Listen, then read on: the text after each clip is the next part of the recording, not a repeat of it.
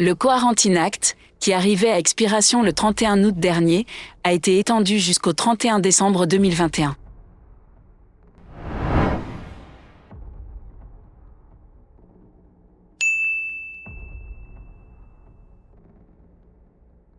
Cette loi a notamment fait l'objet de nombreuses critiques.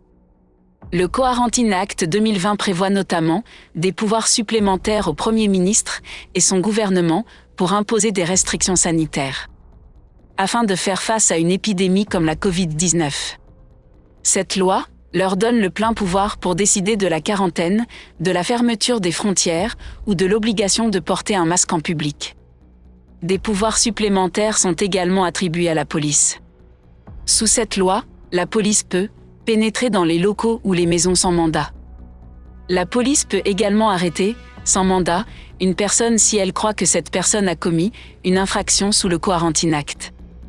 Ainsi, une personne commet notamment une infraction si elle ne porte pas le masque, refuse de répondre ou donne sciemment une réponse trompeuse à une enquête menée en vertu de la présente loi, mais aussi si elle refuse ou omet volontairement d'accomplir un acte qu'elle est tenue d'accomplir en vertu de la présente loi, comme la quarantaine obligatoire.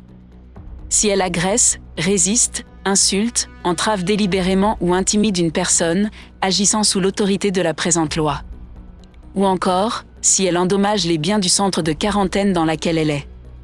D'autres amendements ont aussi été greffés au Quarantine Act, à l'instar de l'obligation d'être vacciné ou de présenter un test PCR négatif pour avoir accès à certaines institutions.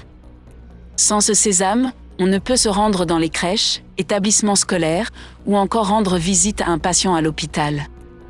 Tout contrevenant du Quarantine Act est passible d'une amende pouvant atteindre 500 000 roupies, d'une peine de prison pouvant aller jusqu'à 5 ans.